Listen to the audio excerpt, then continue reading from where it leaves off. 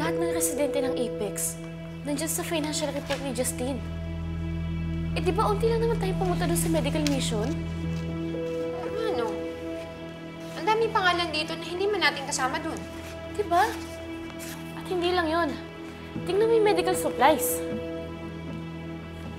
Yung isang syringe na 3 ml, 100 pesos daw isa. Eh di ba wala pang 10 pesos isa niyan? Annalyn, hindi lang yun. Lahat ng medical supplies dito, bloated ang pricing.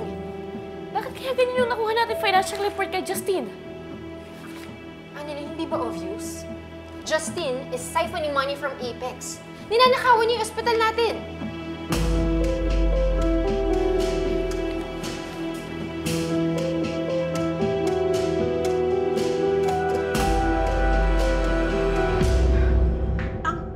Talaga ng mukha ng Lynette na yan.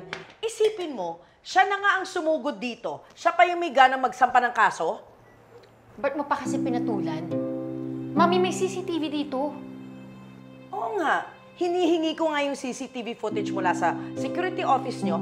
Ayaw na maibigay sa akin dahil hihingin daw ng mga polis. Gusto mo ba kausapin ko si Annalyn? Ano? Para magmukha lang akong takot kay Lynette? Eh, total, siya naman ang nagbintang sa akin na ako may kagagawan kung bakit pinagbabaril si na Annalyn, then I'm just gonna use that as my defense. Mami, kung hindi mo inaway si Annalyn, kung hindi mo pinagbantaan yung buhay niya, edi sana hindi iisipin ni Tita Lynette na ikaw may pakana ng shootout. Alam mo, panay ang sisi mo sa akin ha. Nakakarami ka na. Paano naman kasi? Kakalabas mo lang ng kulungan, away na agad ang hinahanap mo. Alam mo, mamaya, magkasabay pa kayo ni Justine makulong.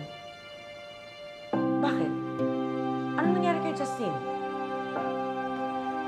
May nahanap si Annalyn na documents proving na si Justine ay stealing from Apex. Alam mo, buti nga sa kanya. Kaaway ko yun. And I'm sure may kinalaman yung daddy niya doon. Kasi di ba si Sir Eric is VP of Finance?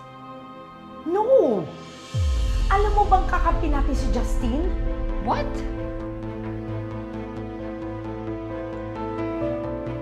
Kakampi natin si Justine at ang tatay niya. Yung perang kinukuha nila mula sa Apex, sa akin napupunta yun. Ako ang nakikinabang. Hindi pwedeng makulong si Justine. Ibinilin siya sa akin ng tatay niya. Eh, paano yan? Bukas na bukas magsusumbong si Annalyn. Then we have to find a way to stop her.